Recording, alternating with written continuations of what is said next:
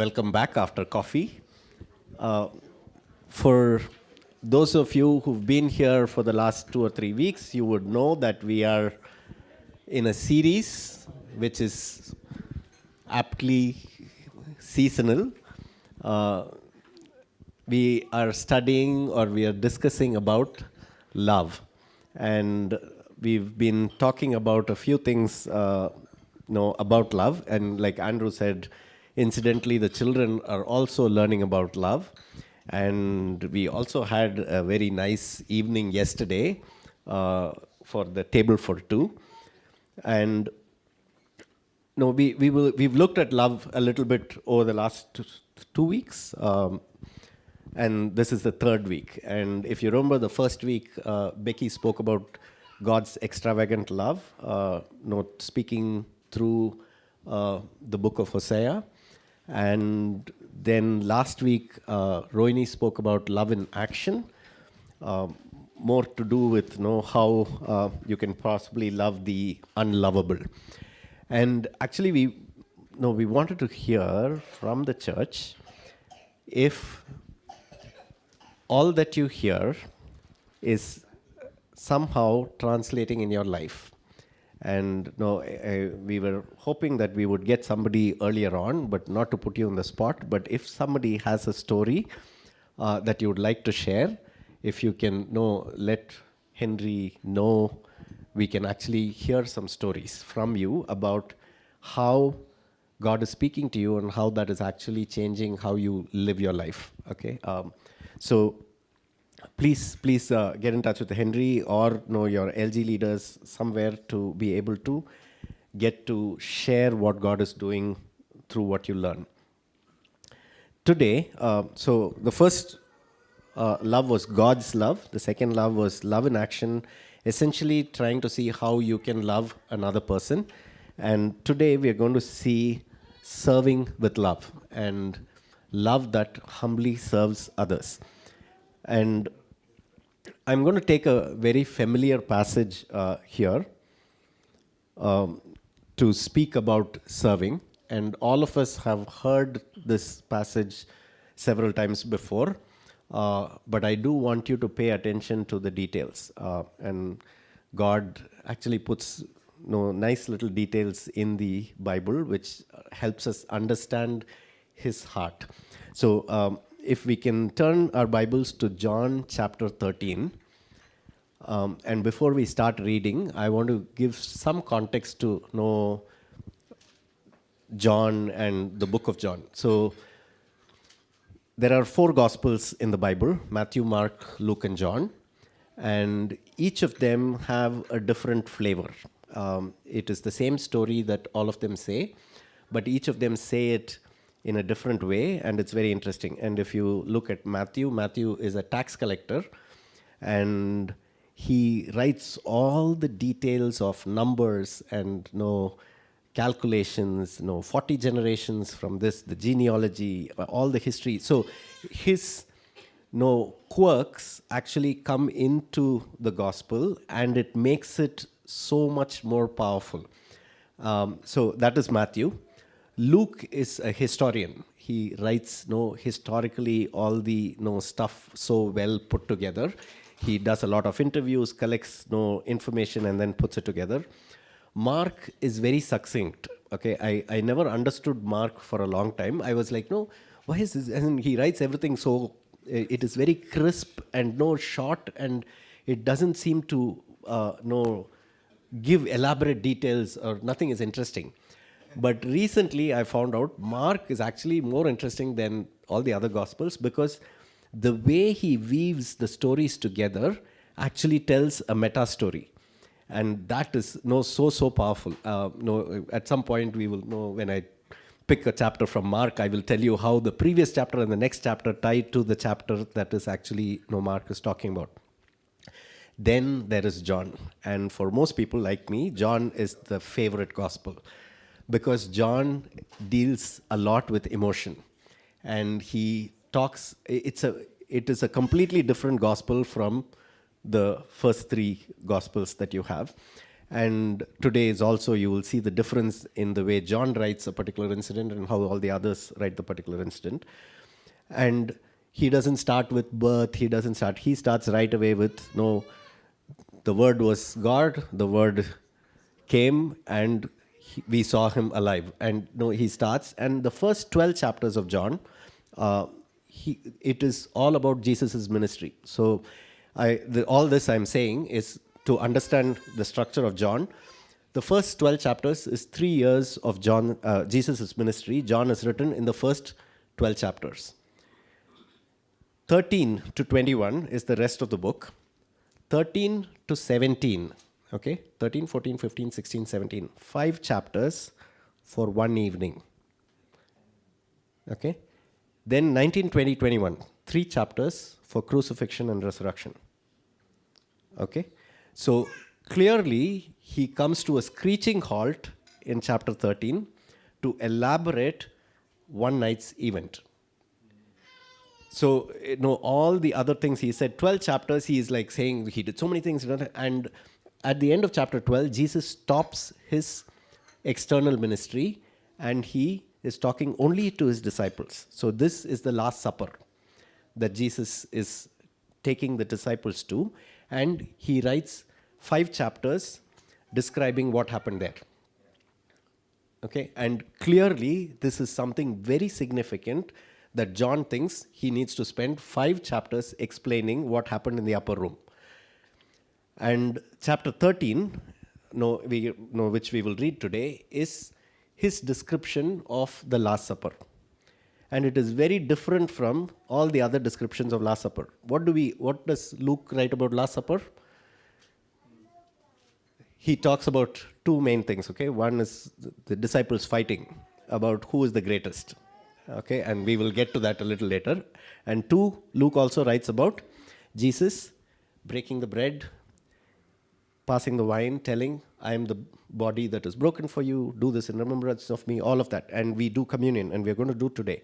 All of that is based on Luke's gospel, and then, again, in Paul talking about it also. But John doesn't speak about that at all. If you read chapter 13, you will see John saying the same event, but he is looking at it with different eyes. So I'm going to read John chapter 13. There are 17 verses. Please bear with me, but it is a very interesting story. So John chapter 13, verses 1 to 17. It was just before the Passover festival. Jesus knew that the hour had come for him to leave this world and go to the Father. Having loved his own who were in the world, he loved them to the end. The evening meal was in progress, and the devil had already prompted Judas, the son of Simon Iscariot, to betray Jesus. Jesus knew that the Father had put all things under his power, and that he had come from God and was returning to God. So he got up from the meal, took off his outer clothing, and wrapped a towel around his waist. After that, he poured water into a basin and began to wash his disciples' feet, drying them with the towel that was wrapped around him. He came to Simon Peter, who said to him, Lord, are you going to wash my feet? Jesus replied, You do not realize now what I am doing, but later you will understand. No, said Peter, you shall never wash my feet. Jesus answered, Unless I wash you, you have no part with me. Then, Lord, Simon Peter replied, Not just my feet, but my hands and my head as well.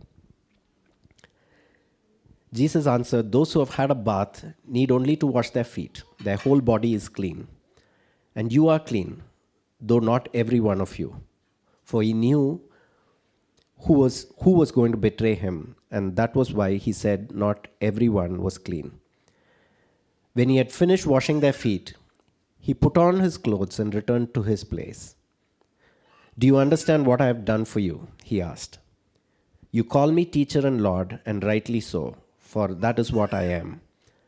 Now that I, your Lord and teacher, have washed your feet, you also should wash one another's feet. I have set an example that you should do as I have done for you. Very truly I tell you, no servant is greater than his master, nor is a messenger greater than the one who sent him. Now that you know these things, you will be blessed if you do them. Can we pray? Father, we thank you for all that you've put in the Bible to show us who you are. I pray as we look at your word this morning that you will reveal yourself to us and move us to be who you intend us to be. I pray that you will speak and you will come and take your place here. In Jesus' name, amen.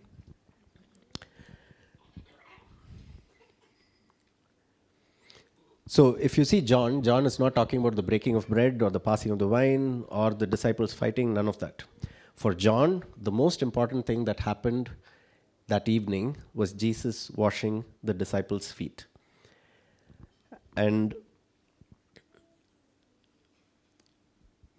when we look at even this story as John describes it, we do have to understand the context of all that is happening, right? And so we will go to Luke and come back to John because it makes more sense of what John is writing when you also understand the context.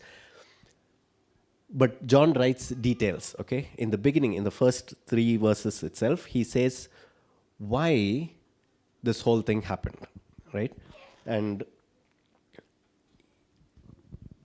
it speaks about something that I glimpsed through till now. There are many things, right? It says his time had come. Jesus realized his time had come, and then he speaks about he loved his very own and loved them to the end. And then he also says he knew that he came from the Father and is going back to the Father. And it says, so he got up and removed his robe and do this. So there is a reason why he did this, okay? And we can look at all the other reasons, but today we are going to see primarily the part of love that made him do this. Now, when we talk about, we've spoken about love, and we speak about love a lot. We will talk a little bit about that at the next point also, but I do want to say that love and serving are very tied to each other, right? This is like we have many things in the Bible that are tied together. Faith and works. We often say faith without works is dead. Similarly, love without serving is not love. It is just some fluff. People generally talking about something, and usually wives know this, right? And husbands can talk grand things about love, but till it translates into action, right? It doesn't feel loved. There is no love. If there is no serving, there is no love. You can talk about many things about love, but if you are not acting on love, it doesn't make any sense. And that is very clear in 1 John 3:18. If somebody can read that verse, if somebody has a Bible. 1 John 3:18.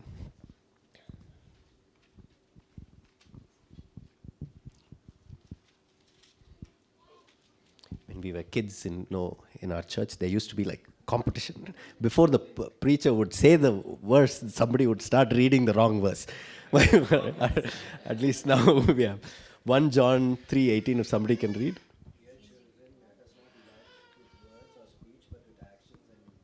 Yeah, let us not love with words and speech, but with action and truth.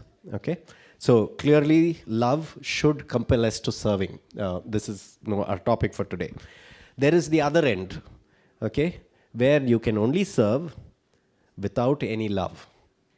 And that is not okay either. And if you read the famous chapter on love, 1 Corinthians 13, in the starting, Paul says, can somebody read 1 Corinthians 13? If I can speak in the tongues of men, yeah.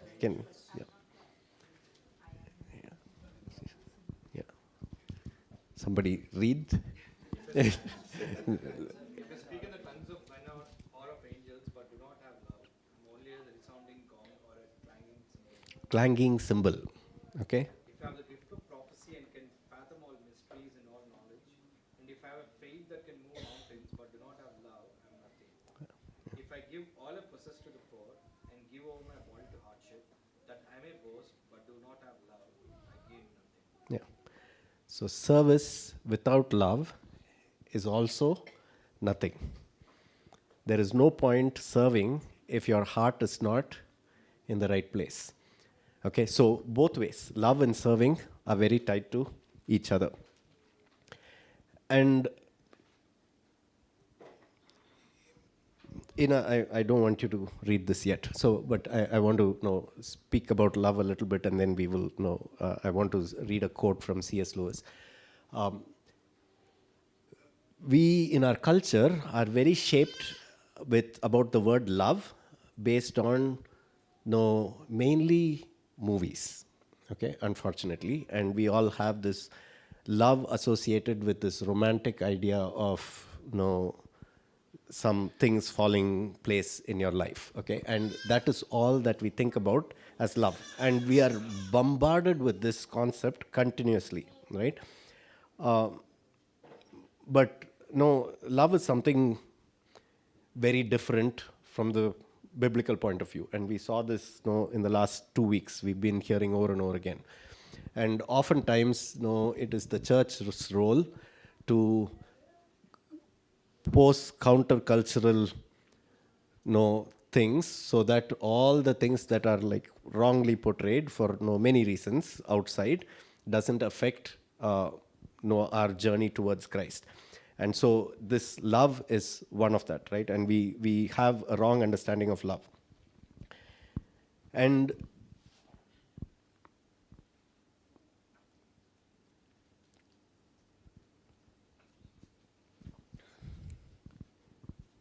this is C.S. Lewis's quote on love, and I want to read this to for us to understand. We've become a very self-centered people, and our concept of love is very different. And the easiest way to put this is, uh, we were supposed to use things and love people, and we end up using people and loving things. Okay, that is what has happened to us, and there is a reason why we do this. And I think this is C.S. Lewis in 1960 wrote in his book Four Loves. I think it was a collection of essays, and he writes this. And it says love is not a safe investment. Okay, he's talking about love. It's no safe investment. To love at all is to be vulnerable. Love anything, and your heart will certainly be wrung and possibly be broken. If you want to make sure of keeping it intact, you must give your heart to no one, not even an animal. Wrap it carefully around with hobbies and little luxuries. Avoid all entanglements. Lock it up safe in the casket or coffin of your selfishness.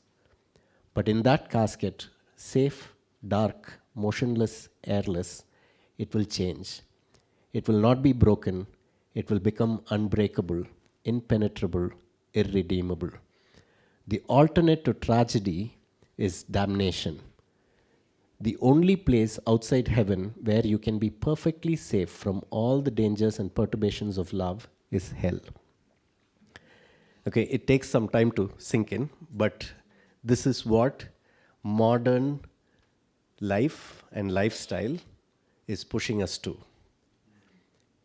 We want to be independent, we want to be alone, we know safe and not vulnerable.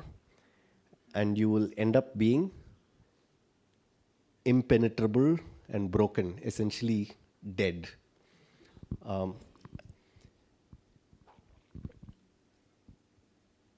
But we also have glimpses of true love, right? And we cannot say there is no love that we see outside in our world. There is love. There are people who sacrificially love others. There are people who serve, who give. And so I'm not saying everything outside is completely wrong, but there are only glimpses of it. But most of us are because of marketing strategies, business needs, whatever, we end up wanting cars more than a relationship with people.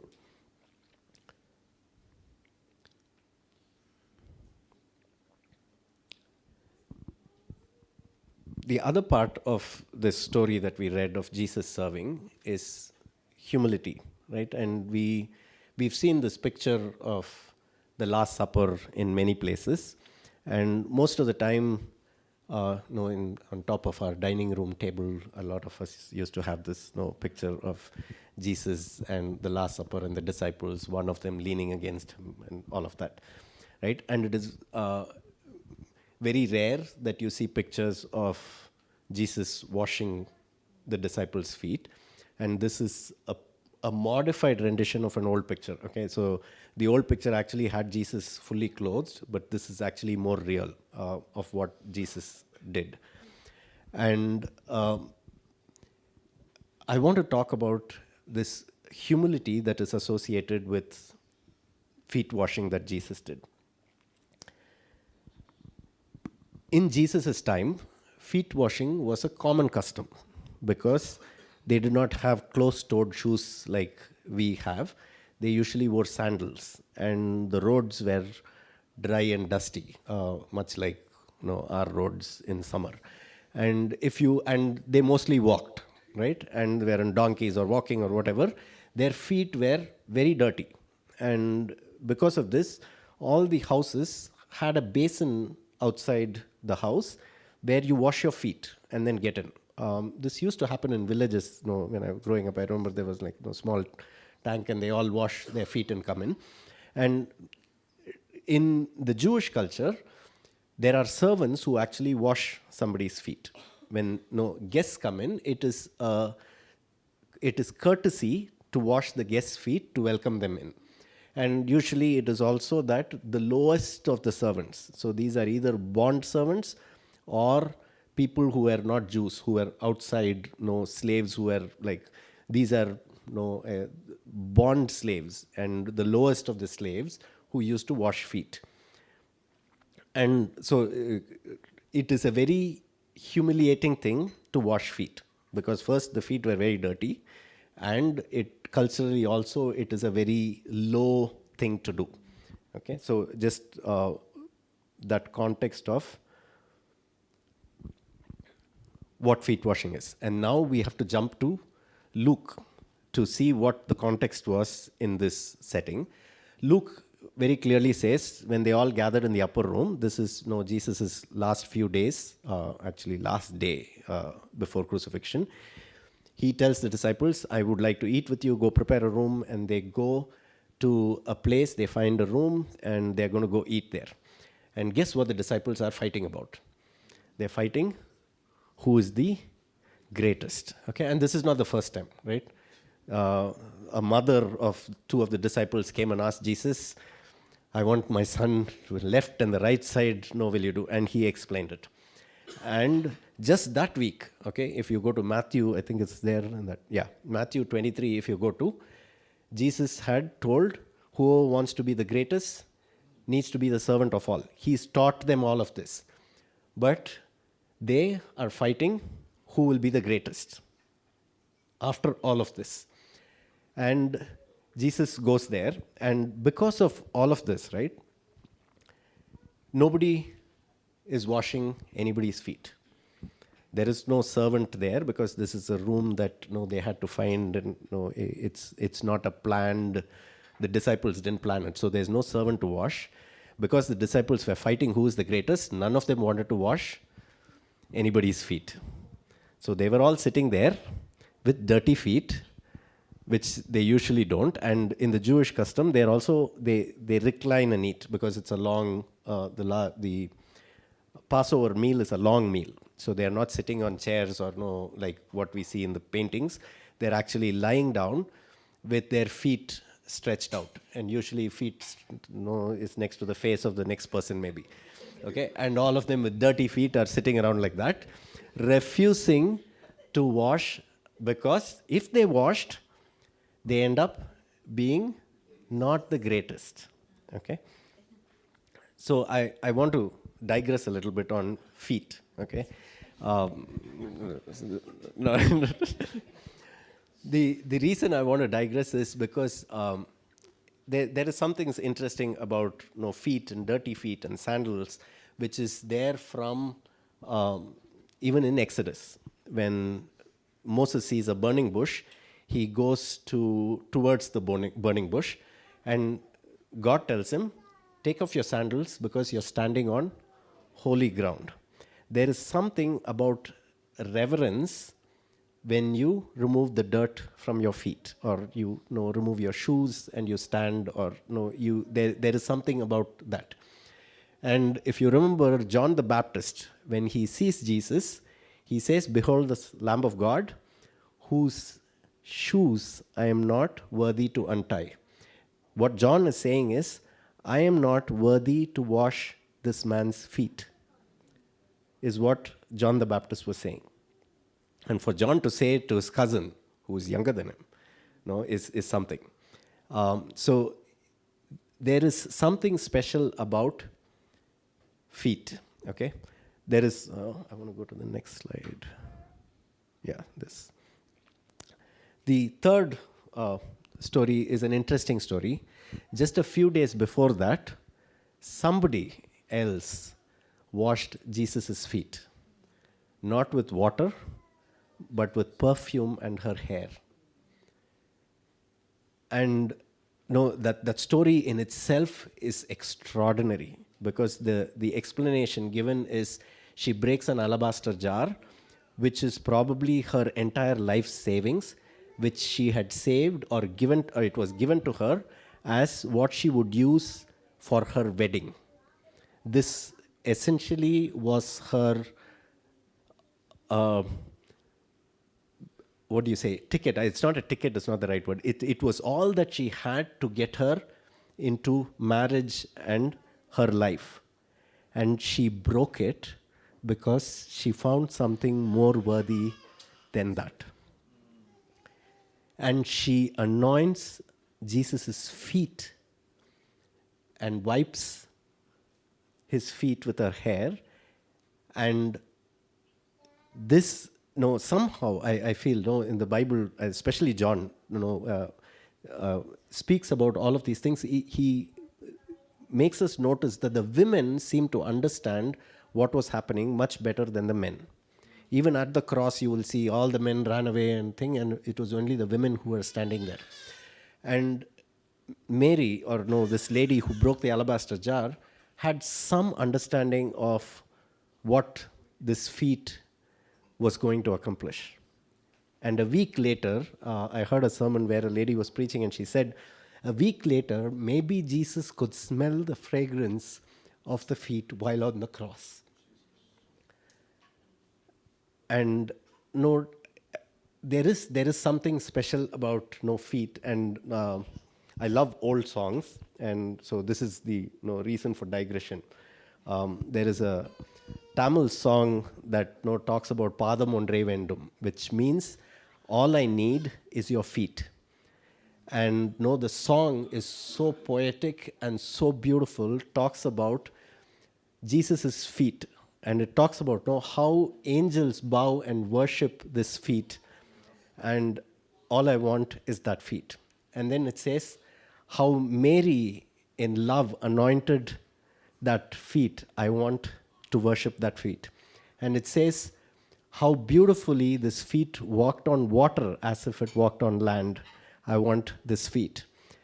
And it says, these two are, I have to read this in Tamil for those of you who know Tamil. It's Pokidamatra em akina yavayum neekidave maram thooki sumanda por padam ondre vendum, which means our wayward heart who sinned blatantly against you, to forgive that, the feet that carried the cross, I want that feet. Okay, that is one. And then the last but one verse, it says, Nanilathor. So it says, the people living on land, to make them heavenly, the feet that gave itself to be nail pierced. I want to worship that feet. Okay, and there is something about the feet of Jesus that should have been the feet that was to be washed that evening. The disciples had the opportunity to wash this feet. And please we should understand that it is not that they did not know. They knew who Jesus was. It was very clear Jesus was the Messiah. But they did not wash because they were proud. They did not want to stoop below each other to wash Jesus' feet. Fine, they didn't wash each other's feet, but they could have gone and washed Jesus' feet. But they didn't. It was not lack of knowledge that held them. It was their pride. Okay, and as I was preparing, I had some, I'm going to go back to this, yeah. So everyone sat with dirty feet and proud hearts. And John MacArthur talks about love and humility also. Like I said, love and serving is tied.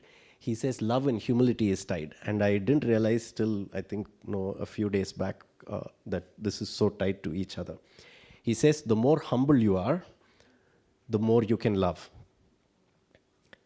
And I did realize that often, I find it very hard to love, especially people who are not like me.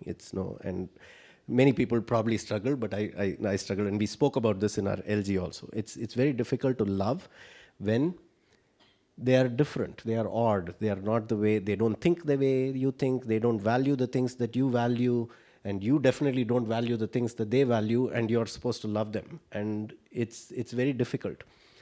And the reason it's difficult is because I'm not humble enough. Because I think my way is right, and so that person is wrong, and for me it is very difficult to love. And so, sorry, this is my science piece kicking in. Humility, he says, is directly proportional to love. So the more humble you are, the more you can love. And we also know humility is inversely proportional to pride, because the more proud I am, I'm not going to be. So pride and love also plays a big role. And this explained a lot to me why I find it difficult to love people. Most of the time, it's my pride that is holding me from loving people. I think too much of myself, too much of what I know, too much of what I think is valuable, too much of my understanding of whatever things around me, that for me to love somebody who is different or who thinks differently or behaves differently is so, so difficult. Because my pride is eating me. And again, to quote C.S. Lewis says, pride is like cancer. It eats into everything. And he says another interesting thing, right?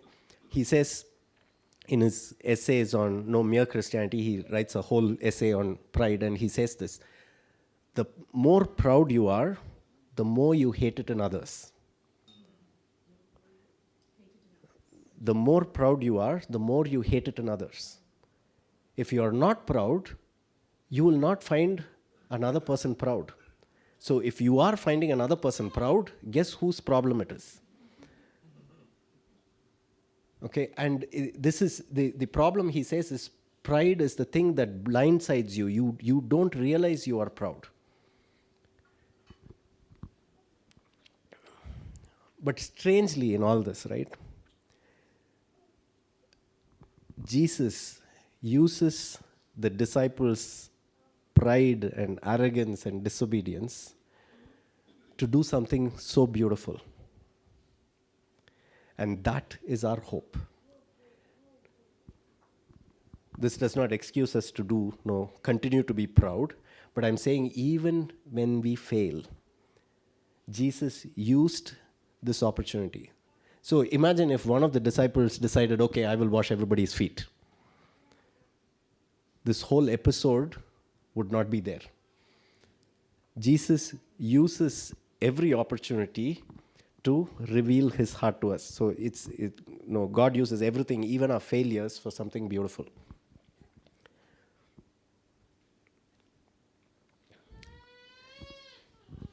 Then in this story, there are three more interesting things, okay? And I'm going to go through this a little faster. Three things are Peter, Judas, and there are some details about how Jesus did this whole feet washing. Peter is always an interesting character, right? No filter person. And he speaks and then thinks. No, we do know people around us who do this often, and we hate them for it. And even people who do it themselves hate themselves for it, okay? But it is also there's something very nice about Peter also, and you will see that in this story, right? And everybody is shocked, and I love this picture, right? I looked for many feet washing picture, and not all pictures portrays the emotions of the disciples, right? And in this one, I can see one guy sitting with his head in his hands, right? The moment Jesus starts washing their feet, everybody realizes, oh my God. The guilt, the shame, and even I don't know who this is being washed, but most likely Peter, but sitting there in cringing because Jesus is washing their feet. And everybody is in awe. And going back to... So everybody is feeling something, but Peter has to say it. He has to say it because he can't keep quiet. He's done this many times before, and he says it. And he says it so vehemently also, right? And you will see when Jesus comes to him, Peter says, "Are you washing my feet?" Okay? The same incident happens somewhere else also. When Jesus goes to get baptized, John asks Jesus, it should be the other way around. You should be baptizing me. What are you asking me to baptize you? And the same thing Peter is saying, are you washing my feet? No? And Jesus, if I were Jesus, I would have said, you had the opportunity, you splooshed it. So now just shut up and let me wash your feet. But Jesus doesn't say that, right? And he says, you don't understand what I'm doing, but you will understand.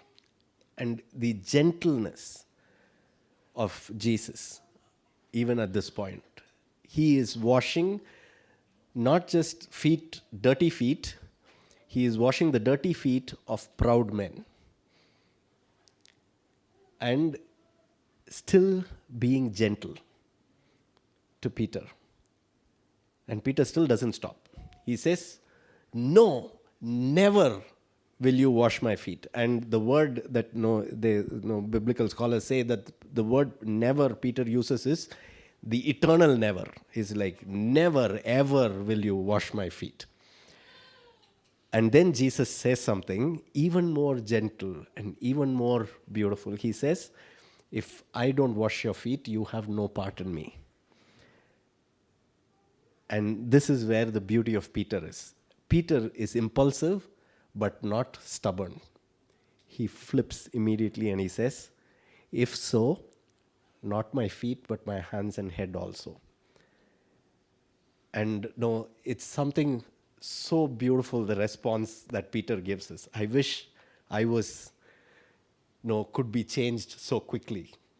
Jesus literally has to beat me into shape, right? And it's not this way. But Peter immediately says, not my feet, but my hands and my head also. This shows that if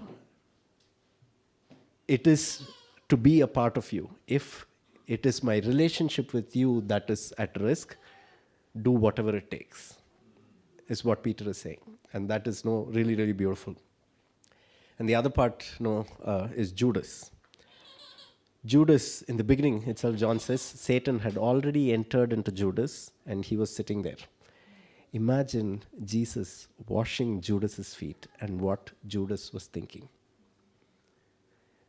And Jesus had said already, maybe Jesus washed Judas' feet after the Peter incident. Judas would be thinking, he knows. maybe their eyes met when Jesus was washing his feet. We don't know what happened to Judas. Judas is a really, really strange and interesting character, right? And still got up and left. And then there are details. The details are very interesting. This whole washing of the feet is a beautiful depiction of the salvation plan that God has. And it's so nice to see. I always get excited when God reveals his plan of salvation or the cross in every little story, right? And Jesus himself is shadowing what his whole salvation plan is through this, okay? And it says, if you read in the Bible, John talks about details which you think are unnecessary.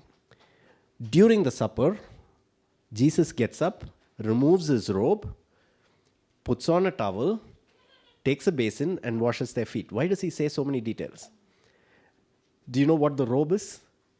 The robe is God's glory or his righteousness. The robe is always associated with righteousness. And we always talk about the robe of righteousness that Jesus gives, we wear. And it's the same thing. I like the other story of Esau and Jacob. Jacob wears a robe like Esau. So when the father looks at Jacob, he feels like Esau. And Jesus takes this robe off, which means he lays his glory aside, his righteousness out, and he takes a towel and wipes the disciples' feet, which means all the dirt from the disciples is getting on him. And he takes all the dirt and puts it on himself. He becomes sin. He who knew no sin became sin so that we might become the righteousness of God. And at the end of the story, right, after this, there is also an interesting thing where he says, after he washes the disciples' feet, he goes back, puts on his robe, and takes his place. Which means, again, John said, he knew where he came from, he knew where he was going. There is absolutely no way John could have written this without the Holy Spirit inspiring him to do this. He puts on his robe back and he takes his place in the heavenlies.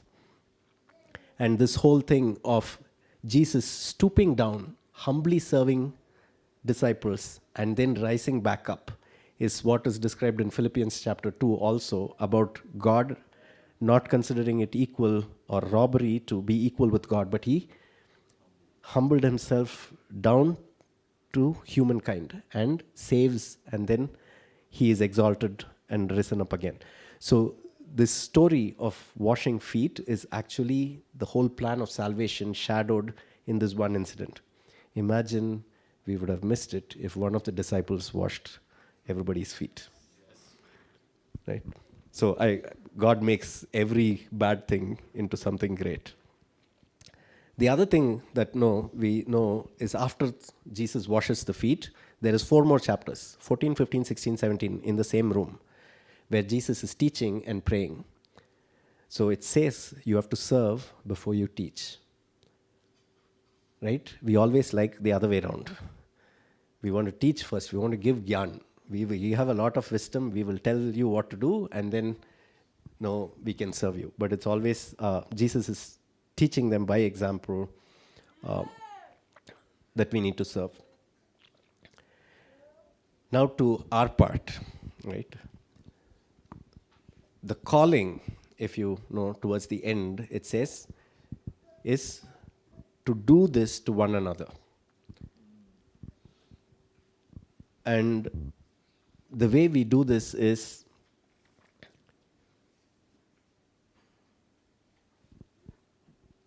we use the gifts that God gave us to each other and serve each other. And oftentimes, when we were talking about the sermon, Becky was saying, we weaponize these gifts. We use the gifts and beat people up. There are preachers who say at one point, I think there was this preacher, Benny Hinn, who some people thought was not biblically, theologically correct and all of those things. And there were like many articles written bashing Benny Hinn with the Bible. I'm like, why? The gifts are not to beat people up, okay? And sometimes correction is there, and I think we will cover that in this series itself. But we are to use the gifts to build the church. And if you look at gifts, spiritual gifts, right? The interesting structure in 1 Corinthians is when Paul writes about the gifts, he's talking about gifts in chapter 12 and chapter 14. And in between those two chapters is chapter 13, the famous chapter of love. So there has to be love sandwiched between the two gifts.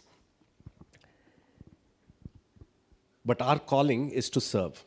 And I love this verse in Hebrews chapter 12. This is after the book, the chapter in Hebrews 11, which talks about all the heroes of faith, starting from the beginning all the way till the first century Christians who were all persecuted. And then the 12th chapter starts, therefore, since we are surrounded by such a great cloud of witnesses, let us run our race. So it basically talks about all the examples that we have and follow through. We are surrounded with examples in the Bible and after that. And there are many, many missionary stories. And I feel we should read these stories. I had the opportunity to read because I was teaching my kids, because it was part of their curriculum. And it truly helps us understand how little we do for God. And we think we do great serving. Okay? And Gladys Aylward went to China, spent 45 years in China. She never went back home.